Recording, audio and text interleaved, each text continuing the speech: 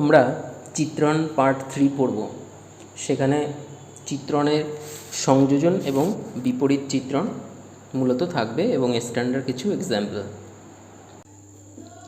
A B C শূন্য set নয় এমন তিনটি সেট এবং এফ ও জি দুটি চিত্রণ, যেখানে f maps A to B, G maps B to C. তাহলে প্রত্যেক এক্স বিলংস টু এ এর জন্য এফ এর উপ অঞ্চল বিতে একটি নির্দিষ্ট পদ এফ এক্স পাওয়া যাবে। আবার জি ম্যাপস বি টু সি, জি হলো সি এর সি সেটে বি সেটের একটি চিত্রণ। জি এর ক্ষেত্র বি এর অন্তর্গত প্রত্যেক পদ এফ এক্সের জন্য জি এর উপ অঞ্চল সিতে একটি নির্দিষ্ট পদ জি অফ এফ এক্স পাওয়া যাবে।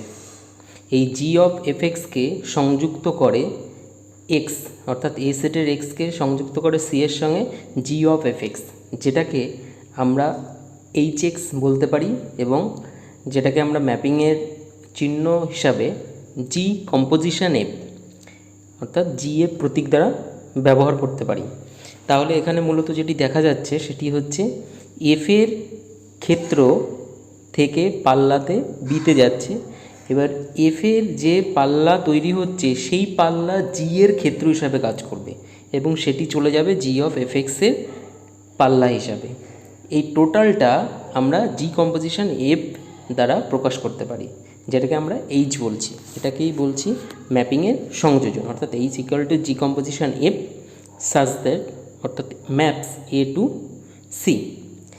এখানে ইম্পর্টেন্ট বিষয় হচ্ছে যে ম্যাপিংটা এফ তারপর জি, কিন্তু আমরা এখানে যখন লিখব তখন জি আগে লিখব, জি কম্পোজিশন এফ, অর্থাৎ ডান দিক থেকে আগে এফ এর ম্যাপিং হবে, তারপর জি এর ম্যাপিং হবে। একটি উদাহরণ নিই, F maps A to B, G maps B to C. চিত্রণ দুটি নিচের চিত্র অনুযায়ী সঙ্গত। তাহলে জি কম্পোজিশন এফ গুণফলের চিত্রণ নির্ণয় করো। এফ জি এবং জি কম্পোজিশন এফ চিত্রণগুলির পাল্লা নির্ণয় করো। এ ম্যাপ এ যে সেটটি রয়েছে 1 2 3, বি সেটটি 4 5 6 এবং সি সেটটি 7 8 9, এবং এখানে চিহ্নিত করা রয়েছে 1 যাচ্ছে 6-এ, 2 যাচ্ছে 4-এ, 3 যাচ্ছে 4-এ, এবং বি সেট থেকে 4 যাচ্ছে 8-এ, 5 যাচ্ছে 7-এ, 6 যাচ্ছে 9-এ। তাহলে জি কম্পোজিশন এফ ওয়ান যদি 1 এলিমেন্ট দিয়ে ভাবি, তাহলে জি অফ এফ ওয়ান, সেটা এফ ওয়ান মানে হচ্ছে 6, তাহলে জি অফ 6 ইকাল টু কত হচ্ছে, 6 কোথায় যাচ্ছে 9-এ। সিমিলারলি আমরা সবগুলো পাবো। তাহলে এখানে জি কম্পোজিশন এফের চিত্রণের পাল্লা, অর্থাৎ এখানে জি কম্পোজিশন এফ ওয়ান পেলাম 9, জি কম্পোজিশন এফ টু পেলাম 8, জি কম্পোজিশন এফ থ্রি পেলাম 8, তার মানে চিত্রণের পাল্লা হচ্ছে 9 8। আরেকটি এক্সাম্পল আমরা দেখব। সব বাস্তব সংখ্যা সেট আর যদি f maps R to R আর জি আর টু আর অপেক্ষক দুটি f x equal to 3x plus 2 এবং g x equal to x square plus 1 দ্বারা সঙ্গত হয়, তাহলে জি কম্পোজিশন এফ এবং এফ কম্পোজিশন জি নির্ণয় করো। প্রথম জি কম্পোজিশন এফ যখন আমরা নির্ণয় করব, জি কম্পোজিশন এফ এক্স, তাহলে তার মানেই হচ্ছে জি অফ এফ এক্স। তাহলে এফ এক্সের মানটা বসিয়ে দিলাম জি অফ 3x প্লাস 2। এবার যেটা বিষয়, এই 3x প্লাস 2 এটাকে আমরা টোটালটাকে একটা ভেরিয়েবল হিসাবে ভাববো, অর্থাৎ এটাকে যদি ওয়াই ভাবি, তাহলে জি ওয়াইয়ের মান কত, এক্স স্কোয়ার প্লাস 1, তাহলে কী হবে ওয়াই স্কোয়ার প্লাস 1, অর্থাৎ 3x plus 2 whole square plus 1। তাহলে এর মানটা আমি সূত্রে ফেলে দিলে আলটিমেটলি জি কম্পোজিশন এফ এক্স আসবে 9x square plus 12x plus 5। আর এফ কম্পোজিশন জি এক্স, এটা মানে হচ্ছে F of g x. G এক্সের মান কত, জি এক্সের মান এক্স স্কোয়ার প্লাস 1। তাহলে এই এক্স স্কোয়ার প্লাস 1 হচ্ছে একটা নতুন ভেরিয়েবল। তাহলে এফ এক্স মানে 3x প্লাস 2, অর্থাৎ 3 into x square plus 1 plus 2, সেটাকে ক্যালকুলেট করলে 3x স্কোয়ার প্লাস 5। এখানে ইম্পর্টেন্ট ব্যাপার হচ্ছে জি কম্পোজিশন এফ এক্স এবং এফ কম্পোজিশন জি এক্স এই দুটো ডিফারেন্ট। এটা নিয়ে আমরা উপপাদ্য এবং অঙ্ক দুটোই করব পরবর্তীতে। ধর্ম দুটি চিত্রণের সংযোজন সাধারণভাবে বিনিময় নিয়ম সিদ্ধ করে না। F maps A to B, G maps B to c দুটি চিত্রণ হলে সাধারণভাবে g composition f not equal to f composition g. এর আগের যে উদাহরণটিতে আমরা দেখলাম সেটাই হচ্ছে একটা এই ম্যাপিংয়ের ধর্ম সংযোজনের। এই ধর্মের আমরা একটি এক্সাম্পল দেখব। এফ এবং জি অপেক্ষক f x equal to cos x এবং g x equal to x cube দ্বারা সঙ্গত প্রমাণ করো যে F composition g not equal to g composition f. তার মানে আমরা দুটি এফ কম্পোজিশন জি এবং জি কম্পোজিশন এফ নির্ণয় করব, তারপরে দেখব তারা ডিফারেন্ট হচ্ছে। F composition g x, f of g x, g এক্সের মান এক্স কিউব, তাহলে এফ অফ এক্স কিউব, এই এক্স কিউব হচ্ছে ভ্যারিয়েবল, এফ এক্সের মান কত কস এক্স, তার মানে কস এক্স কিউব, তাহলে এফ কম্পোজিশন জি এক্স, যেটার মান আমরা পেলাম cos x cube. Next g composition f, g of f x, g এর মান জি অফ কস এক্স, এই কস এক্স হচ্ছে ভ্যারিয়েবল, যেখানে জি এর মান কত, জি এক্সের মান এক্স কিউব, তার মানে কস এক্স হোল কিউব, তার মানে g composition f x cos cube x আর f composition g x cos x cube, দুটো কি ডিফারেন্ট, তার মানে প্রমাণিত, যে ধর্মটি আমরা আগে পড়লাম। এখানে একটা নতুন ধর্মী এক্সাম্পল আমরা দেখব, যেখানে f maps R to R চিত্রণ f x equal to 2x + 1 দ্বারা সঙ্গত, যদি জি কম্পোজিশন এফ এক্স হয়, g composition f x equal to 10x + 10 হয়, তবে জি এর মানটি আমরা নির্ণয় করব, অর্থাৎ জি ম্যাপিংয়ের মান নির্ণয় করব। তাহলে g composition f x, g of f x, g এর এফ এক্সের মান কত 2x + 1, তাহলে জি অফ এফ এক্স মানেই হচ্ছে জি অফ 2x + 1, সেই জি অফ 2x + 1 সেটা মানে হচ্ছে 10x + 10, কারণ জি কম্পোজিশন এফ এক্স তার মান এটা দেওয়া আছে। এবার আমরা যেটা করব 2x + 1কে ওয়াই ধরবো, 2x + 1 ইকাল টু ওয়াই, এবং এক্স ইকাল, এই ইকুয়েশান থেকে আমরা এক্সের মান বের করব y - 1/2। এরপর দেখো 1 নং সমীকরণ থেকে আমরা যেটা লিখব 2x + 1 মানে ওয়াই, তার মানে জি অফ ওয়াই 10 ইন্টু এক্সের মান যেটা বের করেছি y - 1/2 প্লাস 10, তার মানে 5y - 5 + 10 অর্থাৎ 5y + 5, অর্থাৎ এই সমীকরণটি আমরা টোটালি ওয়াইয়ের নিয়ে এলাম, অর্থাৎ G Y equal to 5y + 5। এখানে এক্স লিখতে পারি, ওয়াই ভ্যারিয়েবলের জায়গায় জেড লিখতে পারি, যা কিছু লিখতে পারি।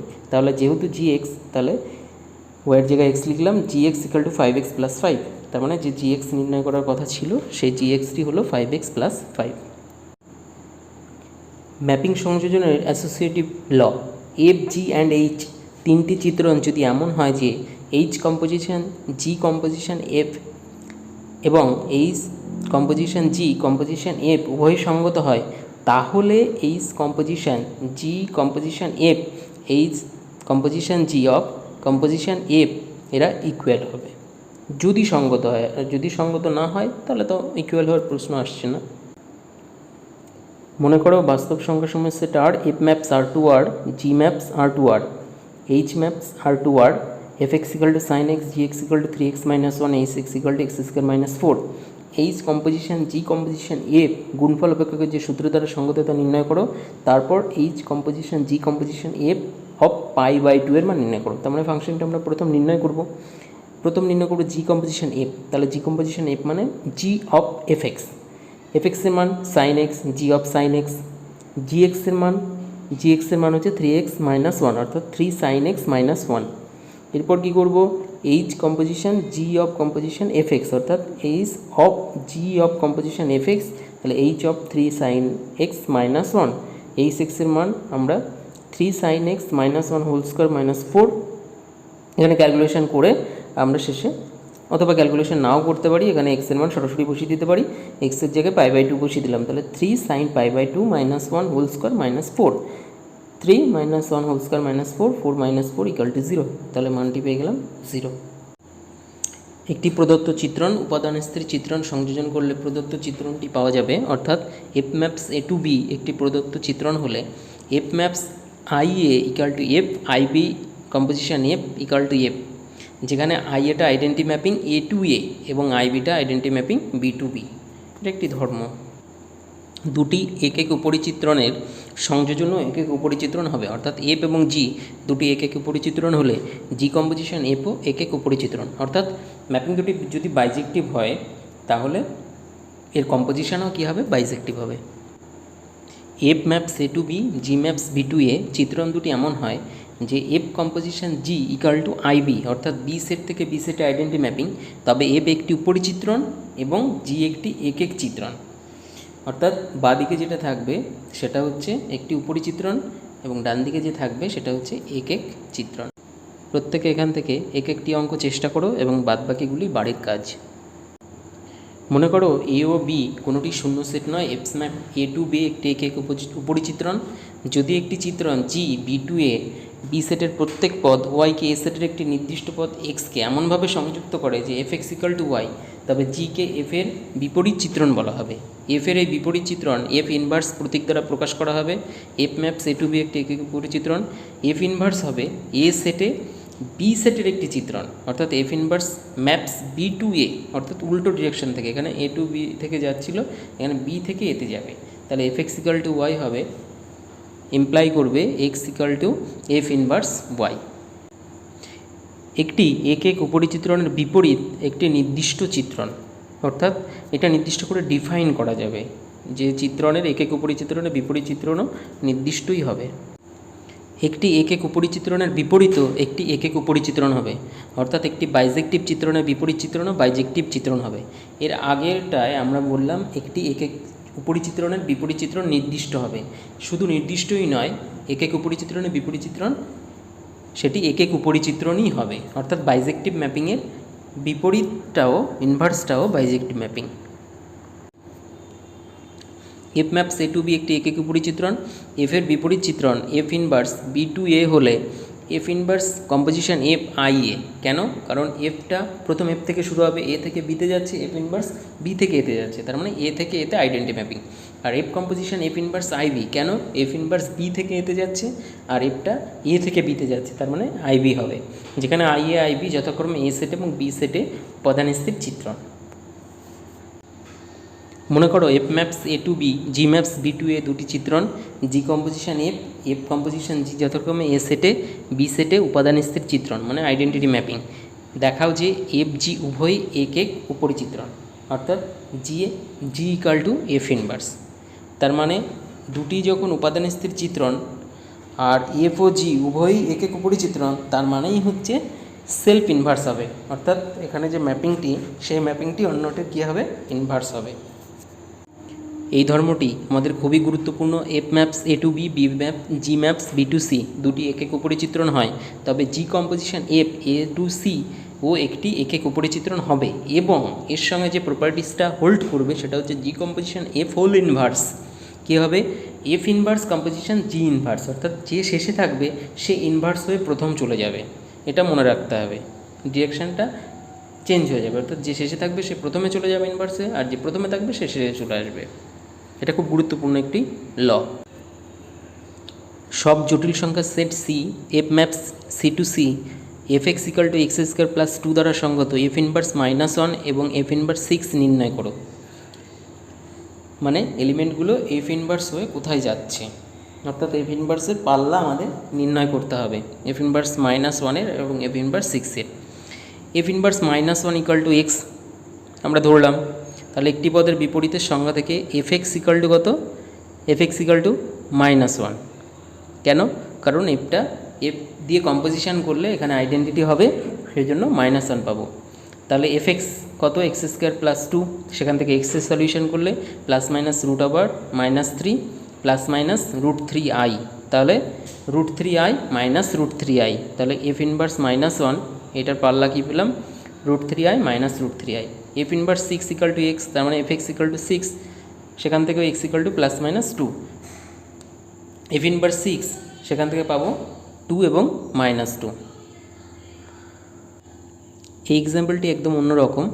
সব মূলত সংখ্যার set q, f maps q to q চিত্রণ f x equal to x plus b দ্বারা সঙ্গত হয়, যেখানে a b x belongs to q, a not equal to 0, তাহলে দেখাও যে এফের বিপরীত চিত্রণ আছে এবং এফ ইনভার্সের মান নির্ণয় করো। প্রথম বিপরীত চিত্রণ আছে, সেটা যদি বাইজেক্টিভ, আমি এফ ম্যাপসটা বাইজেক্টিভ প্রমাণ করতে পারি, তার মানে বিপরীত চিত্রণ আছে।